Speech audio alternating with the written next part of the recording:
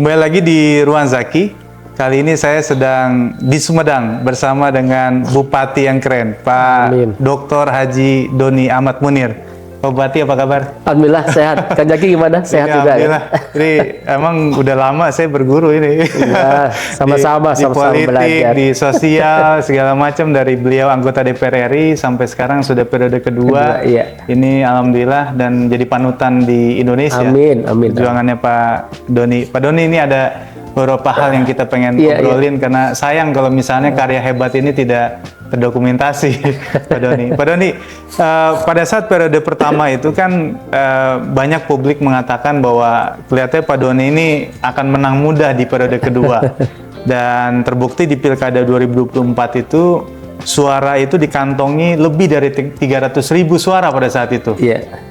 Tapi pertanyaannya adalah sebenarnya menjelang pencoblosan, sempet nggak Pak Doni merasakan ada pesimisme nih, kira-kira menang apa enggak deh gitu waktu itu? Ya, makasih ya Kang Zaki. Ini Kang Zaki ini sahabat saya, teman diskusi, dan seringkali menginspirasi saya dalam membuat kebijakan, program, dan kegiatan. Terutama terobosan-terobosan yang luar biasa, sosok muda yang inovatif bersama Kang Zaki. Dan sedang punya ruang Zaki ya untuk podcast ini. Ini luar biasa, menjadi wahana untuk sharing, untuk berbagi, dan mudah-mudahan bisa di delivery, disampaikan kepada masyarakat menjadi sebuah pembelajaran. Kang Zaki, tentunya saya bersyukur, berbahagia apa yang saya lakukan selama 5 tahun, apa yang saya curahkan, kerja keras kami bersama-sama diapresiasi oleh masyarakat. Apa bentuk apresiasinya? Yaitu meningkatnya kepercayaan. Ketika ada kepercayaan, masyarakat tentunya menetapkan sebuah keputusan untuk menambah kepercayaan lagi pada saya untuk melanjutkan di periode kedua. Nah, dalam membuat sebuah keputusan, kebijakan, sebuah perasaan, saya ini pasti berbasiskan data.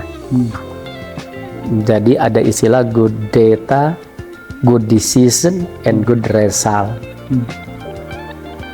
Ketika pilkada periode kedua ini, saya melakukan riset, survei, dan alhamdulillah di survei tinggi terus. Kemudian tingkat kepercayaan masyarakat juga sangat tinggi, dan itu yang membentuk perasaan saya apakah optimis atau pesimis.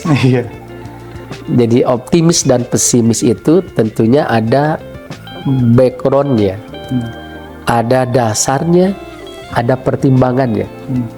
Nah, bagi saya pertimbangannya, dasarnya lah data.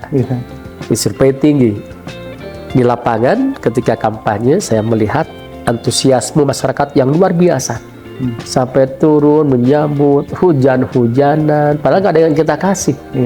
Turun berjejer sampai saya jalan kaki berapa kilo itu karena kanan kiri masyarakat. Berarti hasil survei terkonfirmasi di lapangan. Jadi pas mau pemilihan, hati saya tetap optimis.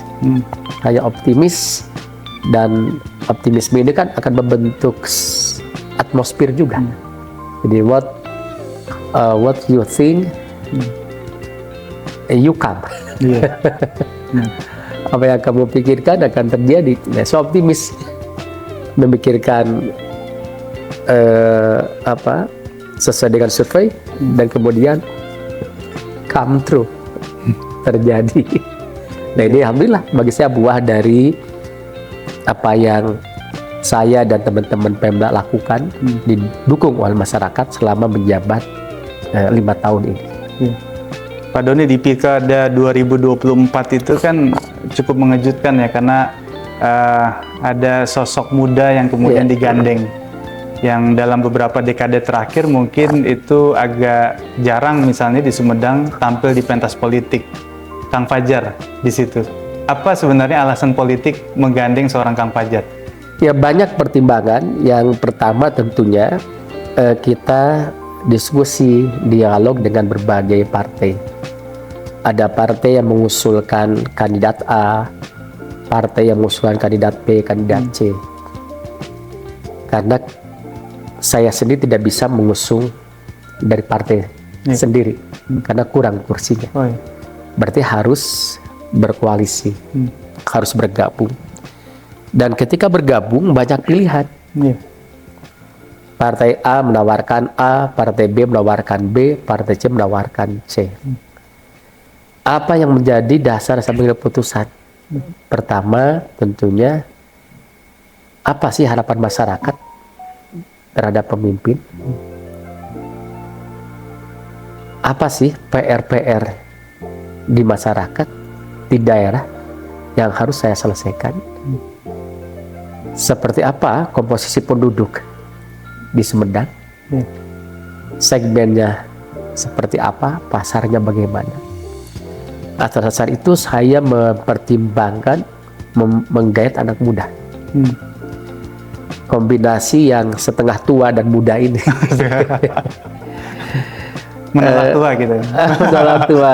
Jadi bisa lebih komplit, bisa lebih lengkap. Iya. Saya dengan generasi X-nya Iya. bisa menyerap aspirasi yang sefrekuensi dengan saya. Yang Fajar generasi milenialnya, Iya. setidaknya bisa mudah menyerap apa yang menjadi aspirasi, harapan dari segmen itu. Iya. Dan bisa juga saya menyerap, cuma kan akan lebih tepat oleh yang sama-sama sama-sama generasinya. Jadi ini saling melengkapi, saling menguatkan, sehingga semua aspirasi, semua ekspektasi rakyat bisa kami wujudkan melalui kebijakan, program dan kegiatan, sharing pemikiran antara bupati dengan wakil bupati. Saya mewakili generasi X, Pak Wabub mewakili generasi milenial. Ini perpaduan yang sangat lengkap, yang sangat kuat untuk menghadirkan Sumedang yang lebih maju lagi. Iya. Bupati ini kan pandangan publik ini kan memang terhadap kinerja Pak Bupati ini mungkin dianggap sebagai bupati yang paling sukses sepanjang masanya nih di Sumedang. Alhamdulillah, nuhun. Dan itu terjadi kan memang lewat pembangunan yang kita rasakan. Saya jujur saya tadi datang ke gedung ini, pangling Pak Bupati. Dari mulai lobi sampai naik ke atas sampai duduk di ruangan ini, semuanya berubah dengan kondisi ya di periode pertama.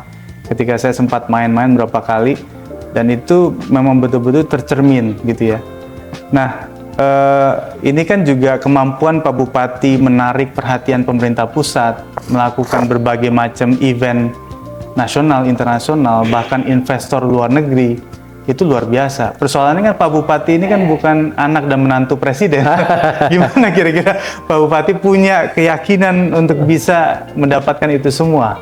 Gitu. Modalitas apa yang disiapkan Pak Bupati? Ya, pertama adalah niat ya. Niat yang baik tentunya. Kita ingin membangun Sumedang. Sesudah punya niat, ada tekad untuk bekerja keras. Setelah bekerja keras, tentunya tidak bisa berdiri sendiri. Harus kolaborasi. Harus kerjasama. Kerjasama dengan siapa? Dengan pentahelix. Ada A, B, C, G, M. Akademisi, bisnis, community, government, dan media. Saya menyadari Sumedang PAD-nya kecil. Nggak bisa kita membiayai pembangunan yang begitu banyak untuk memenuhi harapan masyarakat. Makanya pemerintah itu, akademisi, bisnis, community, government itu pusat sampai desa. Kita berjejaring tentunya. Berjaring dengan provinsi, berjaring dengan pusat. Dan supaya pusat atensi pada kita, ya kita harus berprestasi. Harus berprestasi. Apa sih diferensiasi Sumedang? Apa keunggulannya?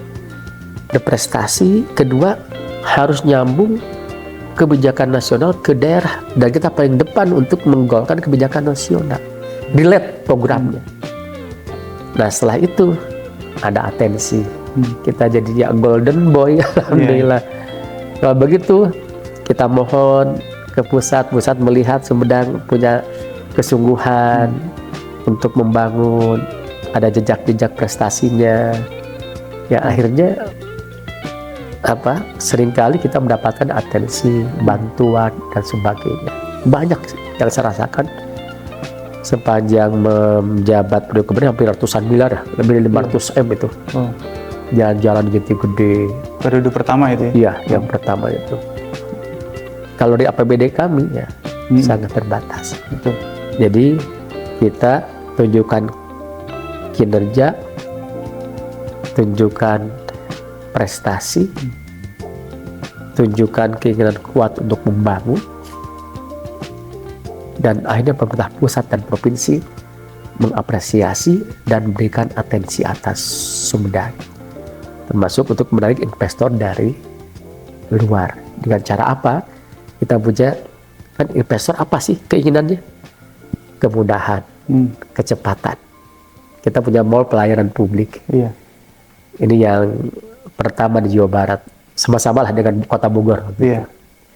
Sehingga Sumedang jelas, transparan, sehingga investasi bisa masuk. Atau hampir 3 triliun, sekian triliun investasi masuk ke Sumedang. Alhamdulillah.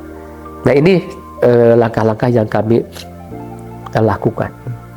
Jadi kolaborasi, kerjasama. Kalau kita melihat membaca sebuah buku, mungkin Kang Reja karena sebagai pembaca ini ada buku The History of Civilization yang Will Durant. Will Durant menyampaikan bahwa peradaban itu lahir saat manusia belajar bekerja sama. Jadi kerjasama itu adalah bagian dari peradaban. Jadi saya kolaborasi dengan berbagai pihak, terutama pentahelix. Sehingga logical framework kami membangun Sumedang itu berangkat dari masalah. Apa masalahnya? Kemiskinan, pengangguran, stunting, jalan rusak, indikator makro pembangunannya rendah. Kami dulu di awal terpuruk, dan terakhir Sumedang aktivitas kinerjanya. Kita paham akan masalah. Pemimpin harus hadir untuk mengatasi masalah. Dengan apa? Dengan kebijakan, program, dan kegiatan. Apa yang dilakukan ketika ada masalah ini? Kita punya visi misi. Sumedang simpati. Sejahtera, agamis, maju, proporsional, kreatif. Visi misi ini ada prioritasnya. Tahun pertama, prioritas saya adalah reformasi birokrasi dan kebijakan sistem pemerintahan berbasis elektronik. Visi misi ditopang dengan punya pondasi. Apa pondasinya yang menguatkan visi misi?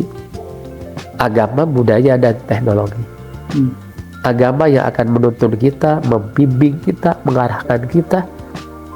Budaya akan down to earth, membumi. Nilai budaya akan menjadikan etos kerja bagi seluruh rakyat Sumedang.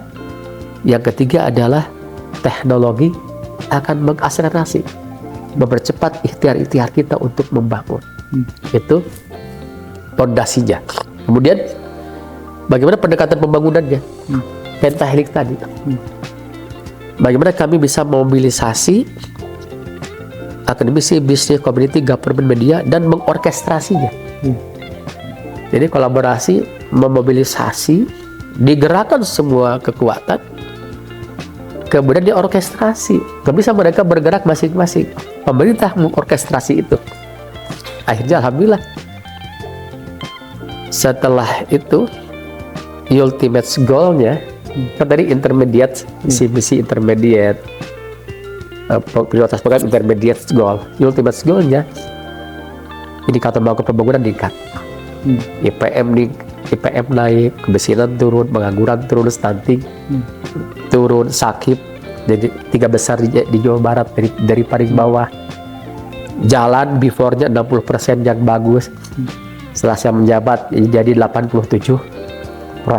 Walaupun masih ada 13% yang rusak. Tapi kan kalau sebagian yang suka rame itu yang 13% ya. Iya. Yang 87-nya enggak apa-apa. Itu motivasi bagi kami untuk terus bekerja keras. Iya. Walaupun kalau kita mau menilai itu harusnya before dibandingkan before and after. Iya. Bukan before dengan kesempurnaan. Iya, benar. Walaupun ya kita berikhtiar untuk itu. Iya. Tapi setidaknya udah ada effort kita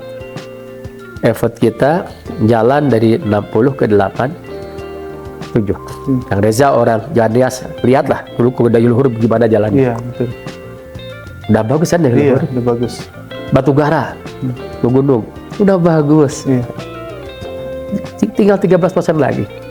Dan memang yang paling parah itu Surian dan daerah Jatigede, itu udah kecamatan yang Surian, Jatigede, dan Cibugal. Ini akan kami push di Mungkin periode kalau kedua ini. istilah nasional Papuanya kali ya.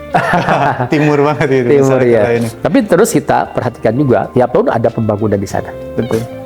Kalau secara data belakangan ini kan terakhir yang diposting itu untuk pengelolaan zakat nomor 1 di Indonesia dan ini kabupaten termaju nomor 6 di Indonesia. Dan dengan deretan prestasi lainnya yang Pak Bupati secara konsisten sampai dengan periode kedua kemudian dilakukan. Tapi pertanyaan berikutnya ada soal biasanya ada perbedaan di bidang politik di periode pertama dan kedua. Dan mayoritas biasanya dalam jabatan publik justru periode kedua itu mengalami semangat yang berbeda dengan periode pertama. Saya pengen tahu bagaimana mengelola, memaintain Pak Bupati, karena ini kan juga pengalaman pertama menjadi Bupati Sumedang dengan 2 periode. Memaintain agar semangatnya itu bukan menurun, tapi semakin menanjak untuk membuat satu legacy yang akan dikenang selalu setiap zaman di Sumedang. Pertama, apapun prestasi yang kami dapatkan, itu semua adalah hasil kerja bareng semuanya. Hasil kerja keras pemerintah dan masyarakat. Ya, terima kasih, Kota Sumedang itu kompak, solid, bergotong royong. Nah, misalnya prestasi terakhir Sumedang kota termaju ke-1 di Jawa Barat, kabupaten termaju ke-6 di Indonesia. Ini pun kerja bareng kita. Dan yang menilai bukan kaleng-kaleng. Lembaga resmi yang namanya BRIN, Badan Riset Inovasi Nasional, dengan 12 indikator. Ya seringkali kan, ini bener enggak? Ya kalau nggak bener, riset juga sendiri. Iya. Ada kabupaten tetangga bilangnya, wah ini mah di Topang Jatinangor. Bisa. Kan melihat nggak satu kecamatan. Iya. Walaupun ada yang menonjol. Tapi kan komprehensif. Kan SDM-nya, inovasinya, digitalisasinya, daya saingnya, kan banyak variabelnya. Betul. Yang dinilai oleh BRIN tersebut. Ini hasil kerja bersama, dan saya akan jaga ini terus. Kemudian periode kedua ini ada sebuah standar ya, kebiasaan gitu. Periode kedua rata-rata melempem gitu ya, karena udah selesai. Bagi saya justru periode kedua ini keuntungannya kita bisa lari cepat, nggak belajar lagi. Iya. Udah jelas hancanya. Iya benar. Udah jelas. Tidak ada titik nol. Sudah tahu masalahnya apa, tinggal melanjutkan. Justru harus lari cepat, gerak bersama.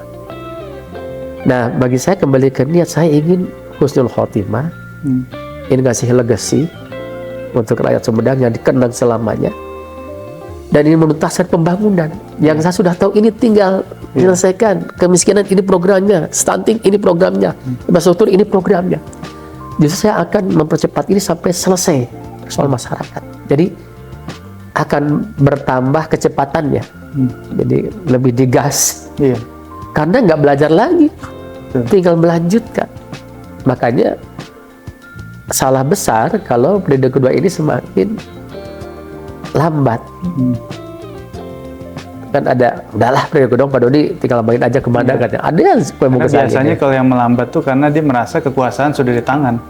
Gitu. Iya. Sehingga dia akhirnya tidak punya target. Kembali ke apa tujuan Betul. punya kekuasaan. Masing-masing orang Kan itu. tujuannya harus memberikan makna. Iya. Bagaimana mau ada kekuasaan harus amanah, Iya. harus mewujudkan apa janji kita, apa target kita untuk masyarakat. Sehingga saya ya gaspol terus tiap hari ya sampai malam, sampai malam. Itu sehari kira-kira berapa jam tidur Pak Bupati? Malam aja saya tidur 3 jam lah, 3 jam lah ya. sampai jam tengah 3-an. Dia hampir-hampir sama lah pengusaha sama pejabat tuh ya. Jam tidurnya kira-kira segituan. Aduh, sorry ya, lagi agak bendeng Iya, juga sampai nih. kurang enak badan karena baru peresmian Koperasi Desa Merah Putih ya. Ya, Pak kemarin Bupati. saya habis acara sore ada acara di luar di Bandung sampai setengah 6 langsung ada rapat dengan Pak Gubernur Oh, dan iya. Menteri di Kang Deddy Mulyadi. Rumah Pakuan di Subang. Sampai rumah jam setengah 3-an, jam 3 malam itu. Iya, iya. Nah ini makanya saya juga nyebut Pak Gubernur. Saya ini perhatiin Pak Bupati itu dari zaman Pak Gubernur Jawa Barat Kang Emil, terus sama Kang Deddy Mulyadi, itu kan termasuk yang apa ya, the golden boy tadi itu. Dekat sekali, dipercaya. Dikit-dikit kalau ada program lari ke Sumedang. Kalau dulu Kang Emil karena juga keturunan Sumedang, makanya alun-alun jadi bagus. Ada di dekat IPP ini masjid ya kalau nggak salah, yang namanya juga pakai nama Pak Gubernur misalnya gitu kan. Selain makna secara agama, ini jangan-jangan sedang dipersiapkan nih Pak Doni ini untuk melanjutkan estafet di Jawa Barat. Karena memang bahkan sebelum periode kedua Pak Doni, semua orang berpikir Pak Doni itu di periode pertama bagus, cocok kayaknya nih Jabar 1, Jabar 2. Nah ini periode kedua harusnya makin cocok lagi nih kira-kira begitu kan. Gimana Pak Doni? Enggak lah. Langkah politik setelah ini kan kita nggak mungkin melihat Pak Doni di teras pakai sarung di rumah gitu kan. Kayaknya kebutuhan kita untuk melihat Pak Doni membangun perubahan lebih besar itu kayaknya penting sekali gitu. Enggak lah, bagi saya itu masih jauh. Yang terpenting sekarang kerja keras. Dengan siapapun kita harus nyambung, harus relate, harus bekerja sama, dan harus profesional. Pak Emil, Pak Deddy, saya senang cara kerjanya. Saya senang cara untuk menyelesaikan persoalan. Saya senang dengan gerak cepatnya. Dan saya senang dengan Pak KDM ini dalam problem solvingnya. Jadi tidak banyak seremoni, tidak banyak rapat. Aturan oke, eksekusi. Dan itu langsung nendang istilahnya. Saya senang gaya-gaya seperti itu. Jadi orang lapangan. Jadi eksekutor ulung lah bagi saya. Dan tentunya ketika kami melihat gaya kepemimpinannya bagus, satu frekuensi, saya tinggal mirroring aja, bercermin. Ya banyak ya, barak militer, saya ini solutif dan berbagai kekurangan, tapi solutif. Emang mau dibiarkan? Betul. Saya ikuti langsung. Ada berapa kabupaten kan, semua ikut. Ya banyak kegiatan lainnya kita mirroring sama beliau. Ya contoh kecil misalnya, ketika Pak KDM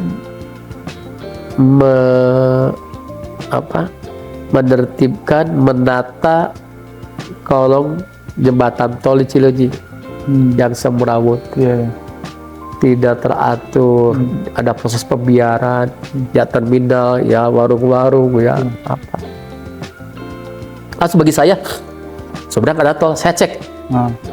Banyak lagi tolnya. Jembatan tol kan. Langsung, oh iya Cimalaka, Pak Camat, tertibkan itu. Nggak boleh ada proses pembiaran. Nanti kalau dibiarkan, merasa itu benar, dan merasa jadi miliknya.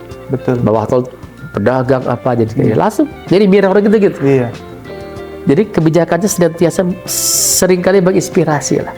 Benar. Yang strategis sampai yang teknis pun bagi saya. Sampai kemarin saya lihat Pak Bupati ke gedung Sumedang Creative Center tuh.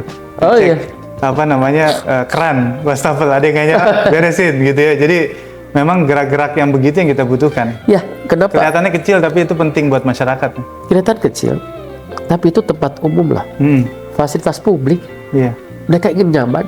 Sebagai pidana saya memastikan bahwa fasilitas publik ini fungsional, semuanya berfungsi. Jadi turun tangan langsung. Kan kalau yang nyuruhnya bukan bupati, dia nggak akan gercep. Iya, kadang-kadang gitu. Saya ingin memastikan setiap fasilitas umum ini fungsional dan rakyat mendapatkan pelayanan yang baik. Walaupun kelihatan kecil, tapi ini bagian dari pelayanan. Dan itu adalah fungsi utama pemerintah, melayani masyarakat. Gitu. Nah, Pak Doni, ini kira-kira ini kan perjalanan mungkin 4 tahun ke depan ya, tersisa periode Pak Doni. Apa kira-kira pesan untuk, karena ya saya ingat tadi cerita sebelumnya sama teman-teman di sini. Dulu saya pernah podcast dengan Pak Heri Zudianto, Wali Kota Jogja, 2 periode. Dia guru politiknya Pak Jokowi dulu sebelum jadi. Gitu ya? Dan saking cintanya warga Jogja terhadap dia, diminta jadi ketua RW. Karena dia itu kerjanya naik sepeda keliling, benar-benar warga dekat sekali. Kira-kira apa pesan Pak Doni agar jangan yang sudah dibangun ini hilang dalam waktu sekejap, biar ini makin maju Sumedang? Ya, pertama pesan untuk masyarakat, jaga terus hasil pembangunan, berpartisipasi aktif terus, awasi terus, sehingga pembangunan berjalan di atas rel yang ada. Bagi pemerintah, perkuat sistem. Kalau sistem sudah kuat, regulasinya ada, siapapun yang memimpin, sistem yang mengendalikan. Sehingga nanti harapan-harapan kita, hasil pembangunan bisa terpelihara, dan harapan kedepannya bisa diwujudkan. Itu. Pak Doni, terakhir, kalau Pak Doni misalnya mengulang hidup, apakah akan lahir ingin hanya sekedar bersama dengan keluarga dengan berkecukupannya, atau tetap lahir sebagai seorang politisi? Seorang politisi. Seorang politisi. Karena sebaik-baiknya manusia adalah yang bermanfaat bagi manusia lain. Dan banyak cara untuk itu. Cuma saya dapatkan menjadi seorang politisi, punya kekuasaan, punya kebijakan yang berdampak kepada kemaslahatan masyarakat. Dia yang saya rasakan. Dan saya pun ditempa berorganisasi sejak SMP. Jadi pasti karena kehidupan organisasi ini terus bersentuhan dengan masyarakat, beraksi dengan teman-teman dan dengan masyarakat. Terima kasih Pak Bupati. Sama-sama. Ini insight-nya hari ini semoga dilancarkan amanah amin, ini. ya Allah, amin. Diselamatkan dari semua perjuangan kebaikan yang dibangun ini. Amin. Sampai ketemu lagi Pak Bupati. Born on the wrong side of the ocean, with all the tides against you. You never thought you'd be much good for anyone, but that's so far from the truth. I know there's pain in your heart, and you're covered in scars. Wish you could see